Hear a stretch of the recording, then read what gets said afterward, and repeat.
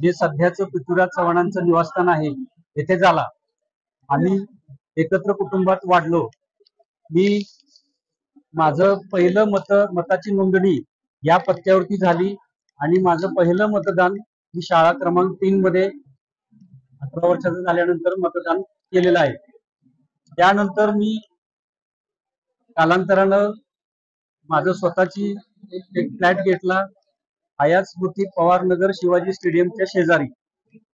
तिथे मी स्थलांतरित झालो। कालांतराने माझं लग्न झालं। मी, पत्नी, मातोश्री आणि वडील येऊन जाऊन असायचे, शेतीला वगैरे बाहेर असायचे। तिथं माझं मताची नोंदणी झाली।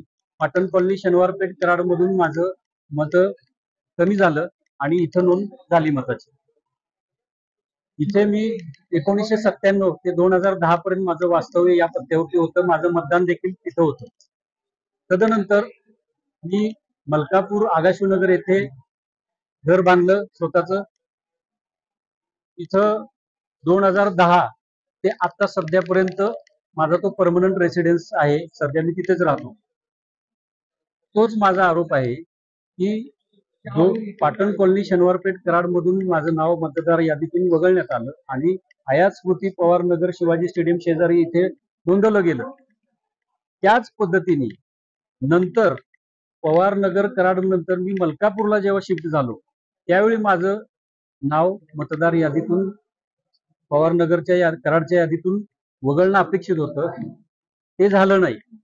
सगळा ड्यू डिलिजन्स केलेला होता, अर्ज देखील दिलेला होता।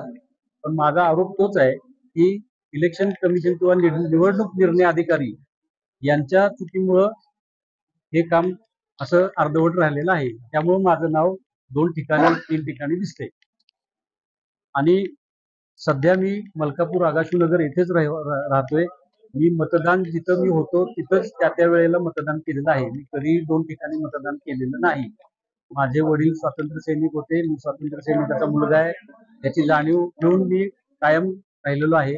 असं दुबार मतदान करून मी कधीही कायद्याचं उल्लंघन केलेलं नाही। दुसरी गोष्ट, पृथ्वीराज चव्हाणांचं नाव मोठं आहे, आम्ही त्यांचे कुटुंबीय आहोत। आमचं नाव, बाबांचं नाव घेतलं की देशभर बातमी जाते, मोठी चर्चा होते। महाराष्ट्र राज्याच्या मुख्यमंत्र्यांनी देखील त्याचा उल्लेख केला। हे नाव उधळून त्याच्या पाठीमागं आपलं काही काळं बेरं दडवायचा प्रयत्न आहे का भाजपच्या लोकांचा? हा एक माझा सवाल आहे। याच्या पलीकडं मी बऱ्यापैकी समर्पक आपल्याला सगळी माहिती दिलेली आहे। मी जे काय सांगितलं त्या रहिवाशाचे माझे पुरावे सुद्धा आहेत माझ्याकडे। सर्व ठिकाणचे माझ्याकडे राहत असलेले पुरावे आहेत।